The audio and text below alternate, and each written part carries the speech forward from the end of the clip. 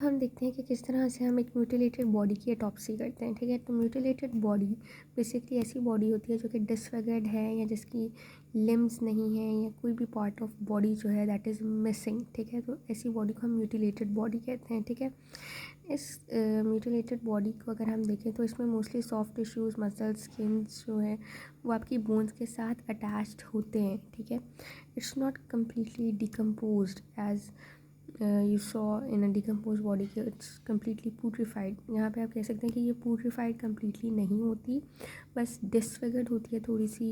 Limb कुछ missing हो सकता है बॉडी का। ठीक है, या कोई भी पार्ट ऑफ बॉडी जो है इट इज़ मिसिंग। ठीक है, अब फ्रेगमेंट्री रिमेन्स जो है एक म्यूटिलेटेड बॉडी में बेसिकली वो होते हैं, वो फ्रेगमेंट्स होते हैं बॉडी के, जैसे आपका हेड हो गया या ट्रंक हो गया या कोई लिम्ब हो गया। These all are the fragmentary remains of a mutilated body. ठीक है, अब कौन कौन सी इन्फॉर्मेशन हम गेन कर सकते हैं फ्रॉम अ म्यूटिलेटेड बॉडी। ठीक है, सो सबसे पहले तो हमें पता चलता है कि सोर्स क्या है उस बॉडी का। ठीक है, और बॉडी के सोर्स को हम डिटर्मिन कर सकते हैं फ्रॉम द एनाटॉमिकल नॉलेज। आप बॉडी की एनाटमी के ज़रिए पता कर सकते हैं कि इस बॉडी का सोर्स क्या है, ये कहाँ से है, किस जगह से है, किस एरिया से है, या कौन सी बॉडी है, इधर इट्स मेल या फीमेल बॉडी। ठीक है, so anatomical knowledge helps us to determine the source of the mutilated body. ठीक है, अगर सोर्स नहीं पता चलता, in case anatomical knowledge is insufficient to prove the source of body,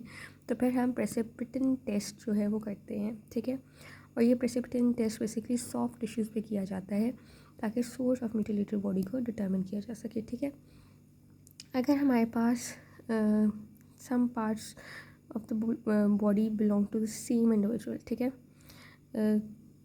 आपके पास मुख्तलिफ बॉडी पार्ट्स हैं। ठीक है, कोई मैस डिज़ास्टर हुआ है। ठीक है, और उसमें ऑब्वियसली मुख्तलिफ लोग जो है उनकी डेथ हुई है, मुख्तलिफ बॉडी पार्ट्स इधर उधर बिखर गए हैं। ठीक है, तो उन किस हमें पता चलेगा कि एक इंडिविजुअल का ये वाला बॉडी पार्ट है। ठीक है, तो उसके लिए हम क्या करते हैं कि हम मुख्तलिफ ब्लड ग्रुप टेस्टिंग करते हैं या डीएनए टेस्टिंग करते हैं, जिससे हम गैदर कर सकते हैं सेम इंडिविजुअल के डिफरेंट बॉडी पार्ट्स को। ठीक है, नेक्स्ट एज हमें किस तरह से पता चलती है। Age can be determined from the state of epiphysis of the bones. ठीक है, या फिर जो टीथ है उनसे भी एज का पता लगाया जा सकता है। ठीक है, इसी तरह लेरेंजियल या एक्सटर्नल कार्टिलेजेस से भी या हाइवर्ड बोन से भी एज का पता लगाया जा सकता है। ठीक है, नेक्स्ट हम देखते हैं कि किस तरह से ऑटोप्सी ऑफ म्यूटिलेटेड बॉडी को हम डिटर्मिन कर सकते हैं, या हम जो है बेसिकली